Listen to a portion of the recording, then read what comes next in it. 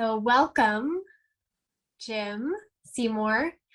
I'm going to just tee up our conversation and introduce you, but in previous modules, the participants here in this workshop series have learned about the pair of ACEs and the pair of ACEs framework and the work of Dr. Wendy Ellis, our colleague and friend.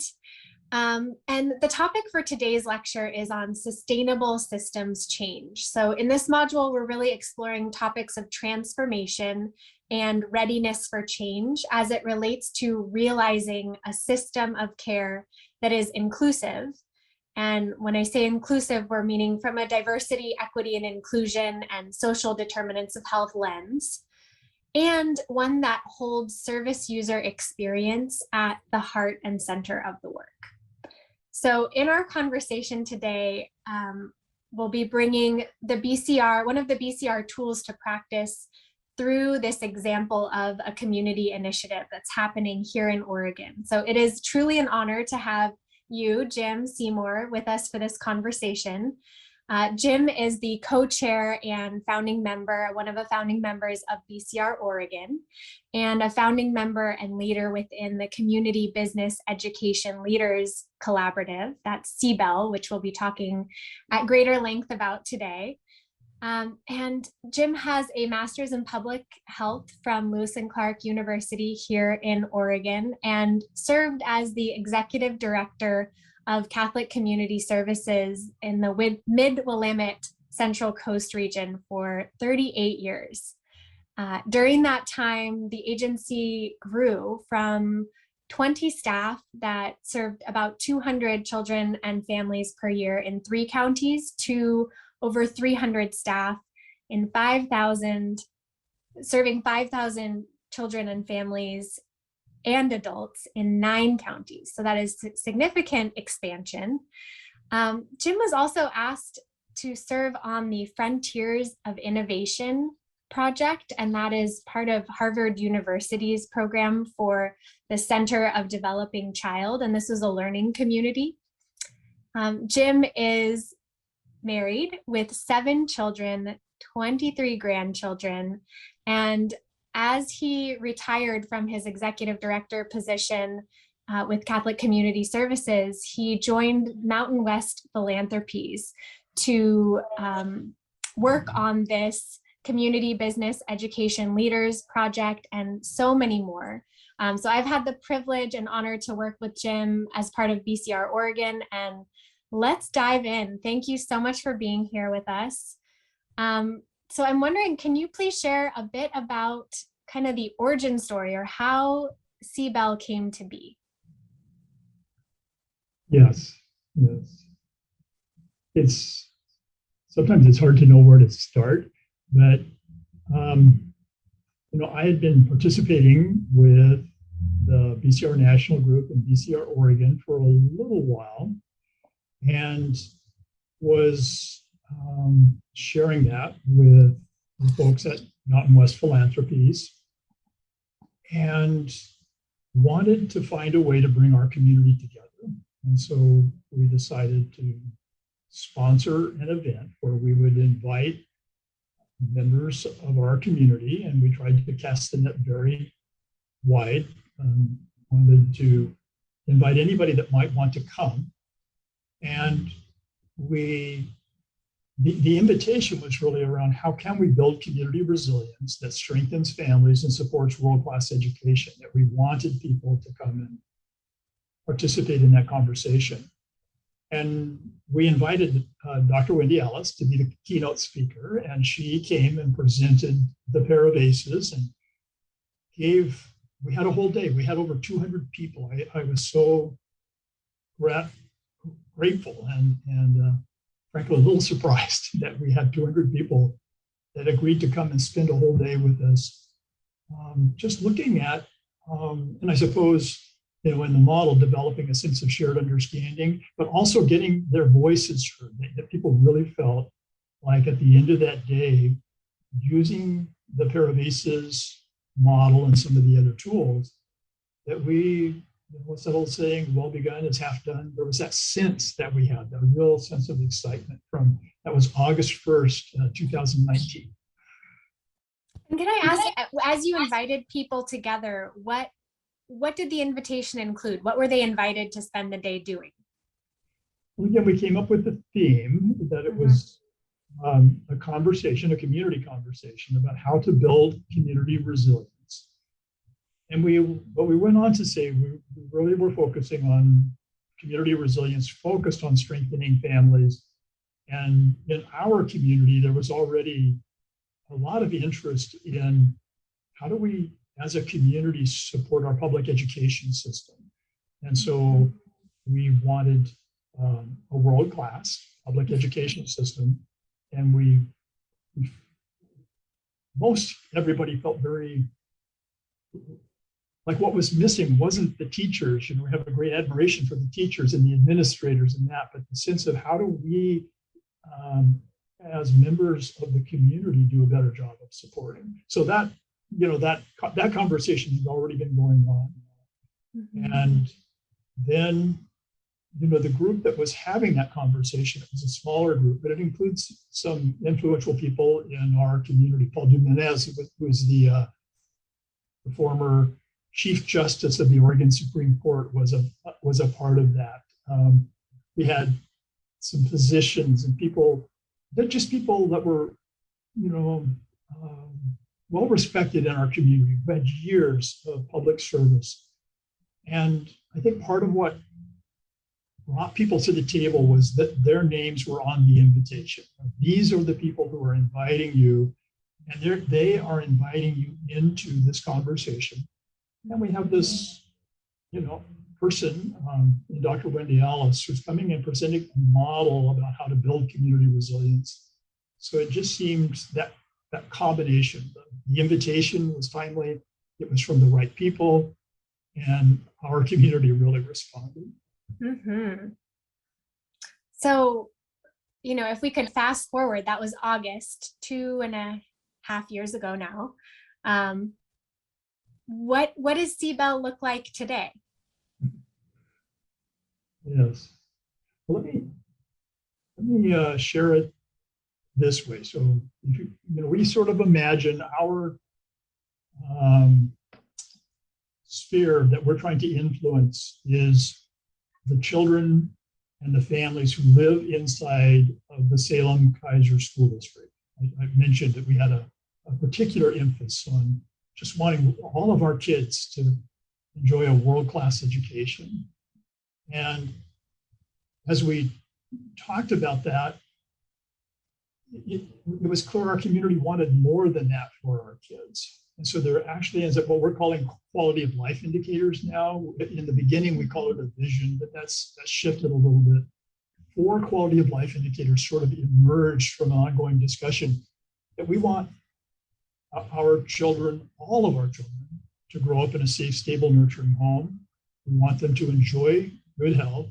We want them to succeed in school and then go on in life to become financially self-sufficient. And so what we compared that to was the adversity that we know children, particularly children living in our highest poverty neighborhoods, are facing. And of course, we didn't have the data then, but today we do have data. The Oregon Health Authority and the Oregon Pediatric Improvement Partnership recently did an analysis, a study of over 60,000 children in Marion and Polk County that are receiving services on the Oregon Health Plan. And let me just share with you some of what they found. 23,658 of our children live in poverty. 5,803 have spent at least some time living in foster care. 13,681 have a parent who is or was incarcerated. 23,759 are being raised by a parent struggling with mental health issues. 15,641 children are being raised by a parent dealing with substance abuse. And from a list of 12 types of childhood adversity, 24,424 children were facing 3 or more types of adversity. So if you take a look at, you've got that data about all of the adversity, the adverse childhood experiences, and the sense that that's coming from an adverse community environment that we have to deal with. And then, so that's the current reality. the quality of life outcomes that we want. I just mentioned every child grows up in a safe, stable, nurturing home, all of those. And so we started using, again, the BCR model. We started asking ourselves, well, how could we build a bridge that these kids could just cross over, that they wouldn't, all of this adversity, the image in our minds was it won't pile up in front of them and stop them. We may not be able to eliminate all of the adversity immediately, but we want to do something where it doesn't stop kids in their life journey in our community towards those quality of life outcomes that we want for them. And our role particularly, we thought, was as in terms of civic engagement. We wanted to get our community involved.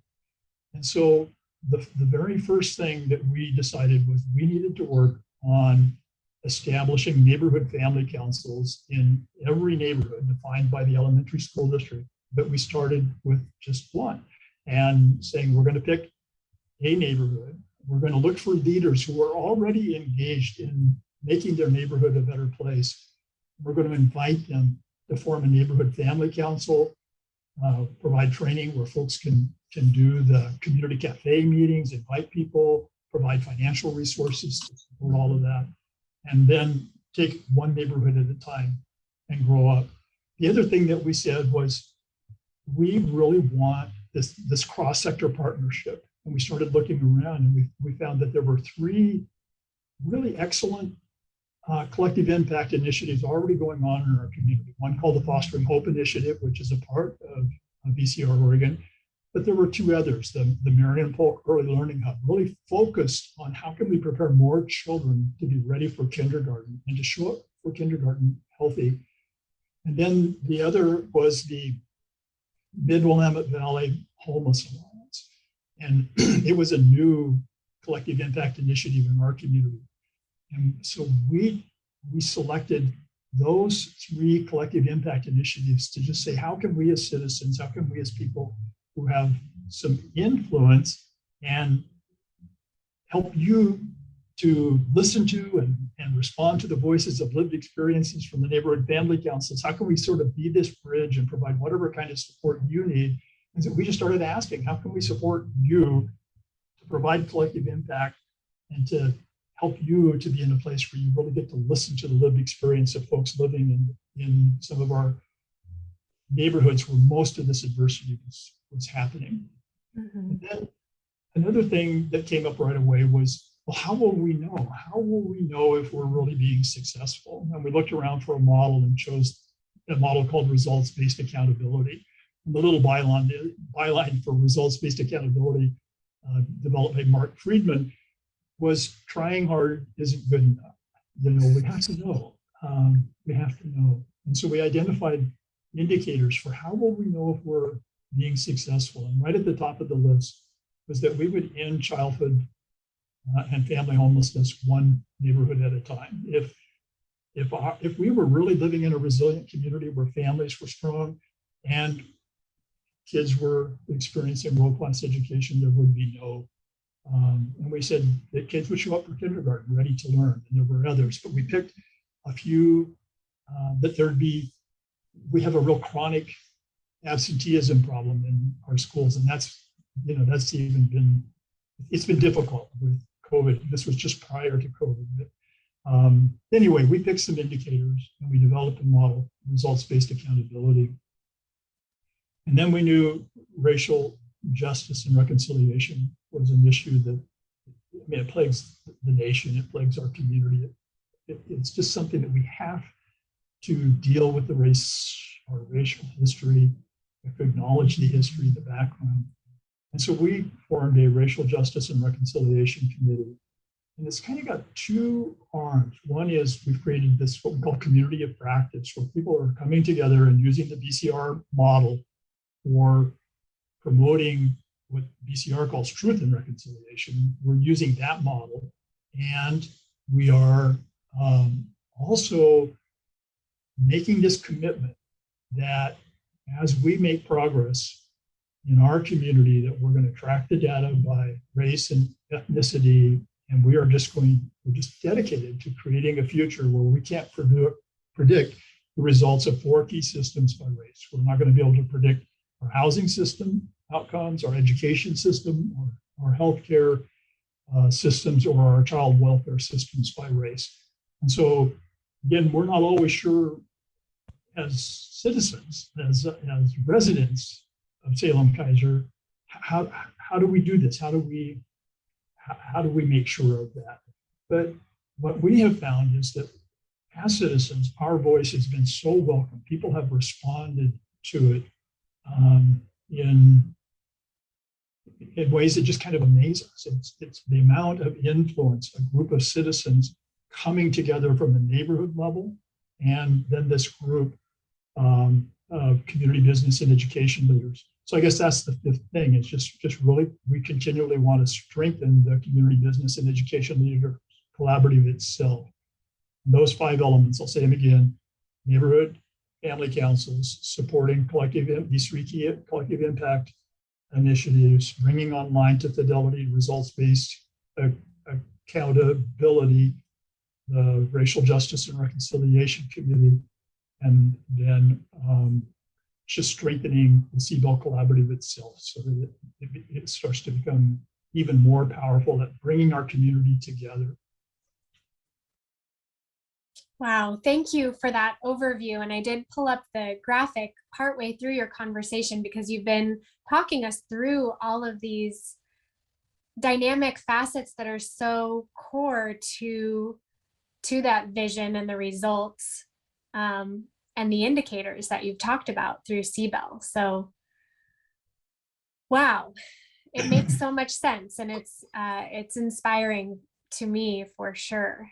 I'm going to move us ahead and revisit this building community resilience tool. This is the process of assessment, readiness, implementation, and sustainability. And I shared this graphic earlier in our session today. And I've heard you, Jim, touch on a few of these components already, but I wonder if you might be able to, maybe we can kind of close our conversation or close our overview with just looking at how these 4 quadrants coalesce in your mind when it comes to CBEL, and also with the understanding that this is circular, it's not linear, and we don't necessarily need to go in one order. But one thing that I do hear is holding community voice at the very heart and center of CBEL. And also, as we think about community, it includes organizations that already exist and are doing good work. So linking those together. Yes. Well, as I mentioned, probably in our community, we were fortunate that without even doing the analysis, there must have been this state of readiness. We invite people to come, and 200 people show up and take a whole day. So, and I think that comes from people who are doing the best they know how to do to put the needs of the community ahead of their agency or their personal self-interest. I mean, again, it's just doing the best you can, coming, with that intention. There's a lot of that happening. There's a quip I heard that said that we are failing our children and families one great program at a time. And there was that sense of, I think those of us who've been around a long time, we've talked about the silos and how that impacts us. And we've been talking about that long enough in our community that there really was this commitment to come together. And so the state of readiness,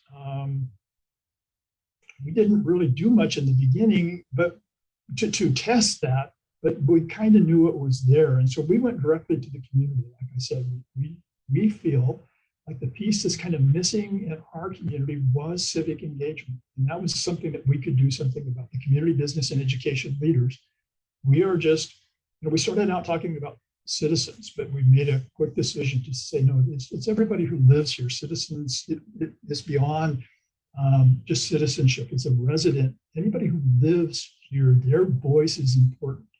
And so this commitment to listen to the voices of lived experience and identifying neighborhoods and looking for neighborhood leaders who and then working with them to hear the voice of other people living in their neighborhoods. When we invited Wendy to come, she really helped us with this sense of shared understanding, the way to frame the issues, to look at them, that for us at least, it helped to, we need a system that's better balanced. Nobody would deny that there is disease, disability, and dysfunction, that's real. But so much of our work gets focused on that looking at how do we create this better balance towards building community resilience, strengthening families, having, I've started to talk about it, we've got this focus on disease, disability, and dysfunction. Well, let's focus on the dreams. Let's focus on people's dreams and how we help people to move in the direction of their dreams. And then we'll just see symptomology decrease as the experience when people move. So it's vital. All these programs are great. We're not saying we don't need great programs. But then I've mentioned the state of readiness, the cross-sector partners. We already have these 3 wonderful collective impact initiatives in our community. One focused on kindergarten readiness, one that was kind of focused more on the DHS, the child welfare system, the Fostering Hope initiative, and then one focused on housing. And what we began to see through this model was those 3 collective impact initiatives, with encouragement from the community, really could work together and be even more powerful than they were on their own.